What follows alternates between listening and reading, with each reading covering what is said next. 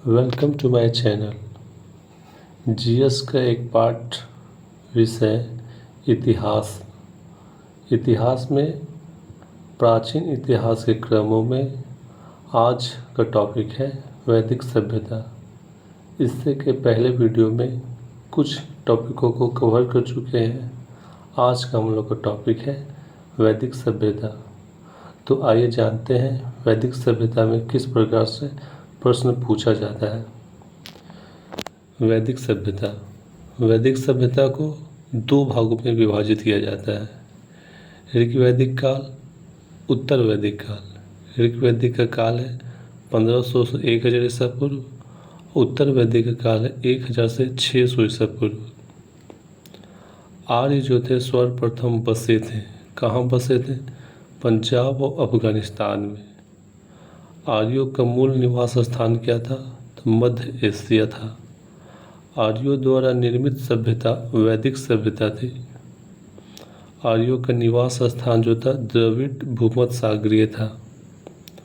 वैदिक सभ्यता जो था एक ग्रामीण सभ्यता थी। वैदिक सभ्यता कैसी थी? ग्रामीण सभ्यता थी। इससे पहले हम लोग पढ़े सिंधु सभ्यता जो एक नगरीय सभ्यता थी। आर्यों की भाषा कैसी थी? तो संस्कृत। आर्य समाज में प्रशासनिक इकाई था 1, 2, 3, 4, 5 भागों में विभाजित था, जिसे कुल, ग्राम, विश्व, जन, राष्ट्र में विभाजित था। सबसे छोटा कुल, उससे बड़ा ग्राम, उससे बड़ा विश्व, उससे बड़ा जन और जन से बड़ा राष्ट्र। इस क्रम में जो था प्रशासनिक इकाई विभाजित था। राज्याधिकारियों में पुरोहित एवं सेनानी प्रमुख थे। राज्याधिकारियों में बहुत सारा पद था, जिसमें से पुरोहित और सेनानी जो थे प्रमुख थे। ऋग्वेद में किसी तरह के न्यायाधिकारी का उल्लेख नहीं मिला है। न्यायाधिकारी का उल्लेख जो है नहीं मिला है। सभा और समिति राजा को सलाह देने वाली संस्था थी। युद्ध में कबीले का नेतृत्व राजा किया करते थे। युद्ध में गोष्ठी शब्द का प्रयोग किया गया है। गोष्ठी का अर्थ है गायों की खोज। दशराज युद्ध का वर्णन है। दशराज युद्ध किसके बीच हुआ? सुदास और 10 जन के विरुद्ध। सुदास एक तरफ था और दूसरे तरफ 10 जन था, जिसमें से सुदास जो विजयी हुआ था, जिसका वर्णन 7वें मंडल में है। यह जो युद्ध है रावी नदी के तट पर हुआ था। 10वां मंडल में चतुष्वर्ण समाज का वर्णन किया गया है। चतुष्वर्ण समाज 4 समाज के बारे में: ब्राह्मण, क्षत्रिय, वैश्य, शूद्र। आर्यों का समाज कैसा था? पितृ प्रधान था। इससे पहले हम लोग पढ़े सिंधु सभ्यता जो मातृ प्रधान था, और आर्यों का समाज पितृ प्रधान था। स्त्रियां जो था यज्ञ में भाग लेती थी। एशियनो तो एस स्त्रियां जो थे यज्ञ में भाग लेती थी। विधवा अपने मृतक पति के छोटे भाई अर्थात देवर से विवाह कर सकता था। बाल विवाह और प्रथा प्रथा का प्रचलन नहीं था। जीवन भर अविवाहित महिलाएं अमाजू कहलाती थी। जो जीवन भर अविवाहित महिलाएं थे उसे अमाजू कहा जाता था। आर्यों का मुख्य पेय पदार्थ सोमरस था। आर्यों द्वारा वस्त्रों का जो प्रयोग किया जाता था उसे 3 भाग में विभाजित किया गया है: वास, अधिवास, उष्णीय। अंदर पहनने वाले कपड़े को नीवी कहा जाता था। कुछ दर्शन है और उसके प्रवर्तक कौन है, ये पूछा जाता है एग्जाम में। चरवाक का प्रवर्तक चरवाक, योग का पतंजलि, सांख्य का कपिल, न्याय का गौतम, पूर्वी मीमांसा का जैमिनी, उत्तरी मीमांसा का बादरायण, वैशेषिक का उलूक कनाद। एक बार फिर से इसको देखते हैं। चरवाक का चरवाक, योग का पतंजलि, सांख्य का कपिल, न्याय का गौतम, पूर्वी मीमांसा का जैमिनी, उत्तरी मीमांसा का बादरायण, वैशेषिक का उलूक कनाद। मनोरंजन के लिए सॉन्ग अर्थात गाना, रथ दौड़, घुड़दौड़, धूर्त कीड़ा जो हुआ करता था। आर्यों का मुख्य व्यवसाय जो था कृषि और पशुपालन था। कृषि और पशुपालन। गाय को अधनया पशु कहा गया। अधनया अर्थात ना मारने योग्य, ना मारने योग्य पशु कहा गया किसे? गाय को। प्रिय पशु घोड़ा था। प्रिय देवता इंद्र था। आर्यों द्वारा खोजे गए धातु लोहा था। आर्यों द्वारा खोजे गए धातु लोहा था। लोहा को श्याम अयस्क और तांबा का लोहित अयस्क कहा गया है। लोहा को लोहित अयस्क नहीं, लोहा को श्याम अयस्क और तांबा को लोहित अयस्क कहा गया था। वस्तु विनिमय प्रणाली जो प्रचलित था। वस्तु विनिमय, एक वस्तु को बदले दूसरे वस्तु को जो था प्रचलित था उस समय। मनुष्य और देवता के बीच मध्यस्थता का काम करता था कौन? अग्नि। ऋग्वेद में वर्णित किस नदी का वर्णन जो था हुआ था, कितनी बार हुआ था? तो सबसे पवित्र नदी कहा गया है सरस्वती नदी को। एक बार वर्णित है गंगा नदी। 3 बार जो वर्णित है यमुना नदी। सर्वाधिक बार वर्णित है सिंधु नदी। पवित्र नदी सरस्वती, 1 बार गंगा, 3 बार यमुना, सर्वाधिक बार सिंधु। इसे याद रख सकते हैं। 1 बार गंगा, एक नाम है गंगा।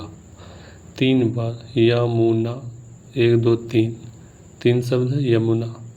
सर्वाधिक सिंधु, सा से सर्वाधिक, सा से सिंधु। कुछ नदी का नाम है जो न्यू नेम अभी इस नदी को कहते थे। ओल्ड नेम पहले इस नदी का नाम क्या था? तो झेलम को वितस्ता कहा गया है। चिनाब का असिकनी, रावी का परुसनी, सतलज का सतुद्री, व्यास का विपासा, गंटक का सदानीरा। इस नदी के नाम बहुत बार एग्जाम में पूछ लिया जाता है। उसे एक आसान ट्रिक से थोड़ा सा याद रख सकते हैं। ये झेलम वितस्ता, झेलम अर्थात झेला गया था, वो तरसाया था झेलने से। तरसाना मतलब तस्ता, वितस्ता। झेलम तरसाया गया था, वितस्ता। चिनाब मान ली काटा कर गया तो चिल्लाएंगे आ से असिकनी, चिनाब असिकनी। रावी परोसनी, रावी अर्थात एक रावा होता है जो परोसा जाता है, तो रावे का परोसा जाता है तो परोसनी। सतलज सतुद्री, सा से सतलज, सा से सतुद्री। व्यास, व्यास का विपासा, विपासा वसु याद रख सकते हैं। एक्ट्रेस है विपासा वसु, वस विपासा वस वसु, व्यास का विपासा। गंटक का सदानीरा, गंटक मतलब कुछ गटक जाना, निकल जाना। किसको गटकेंगे? जो अच्छा होगा, सदा के लिए गटेंगे तो सदा नीरा, जो अच्छा हो तो सदा के लिए गटेंगे तो गंटक का सदा नीरा। झेलम वितस्ता, चिनाब असिकनी, रावी परुसनी, सतलज सतुद्री, व्यास विपासा, गंटक सदानीरा। एग्जाम में पूछा जाता है नदी का नाम। वर्षा का देवता या फिर युद्ध का देवता किसे कहा जाता था? इंद्र को।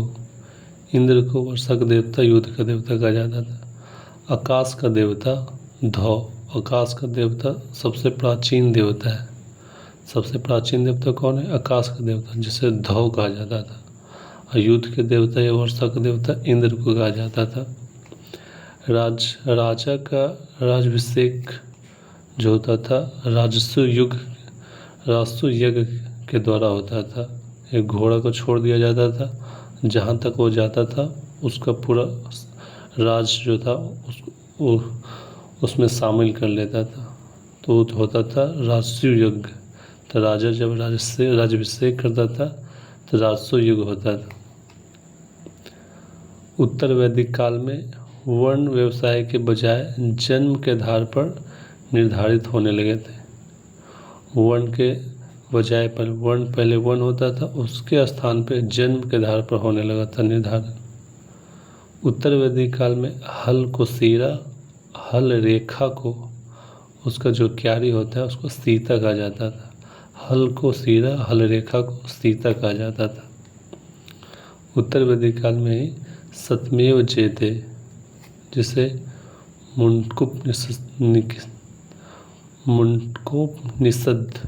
मुंडकोपनिषद से उसका प्राप्ति हुआ है। सत्यमेव जयते कहाँ से मिला है? मुंडकोपनिषद से। पक्की ईंटों का प्रयोग कौशाम्बी नगर से मिला है। पक्की ईंटों का प्रयोग कहाँ से मिला है? कौशाम्बी नगर। महाकाव्य दो है, महाभारत और रामायण। दो महाकाव्य कौन कौन? महाभारत और रामायण। महाभारत जो है यह विश्व का सबसे प्राचीन महाकाव्य है। इसका प्राचीन नाम क्या है? जय संहिता। तो आज हम लोग का टॉपिक यहीं तक रखते हैं, अगले टॉपिक में मिलेंगे। महाजनपद का उदय। आज हम लोग वैदिक सभ्यता को जाने, नेक्स्ट वीडियो में मिलेंगे हम लोग Mahajanapada. Thank you to watching my video.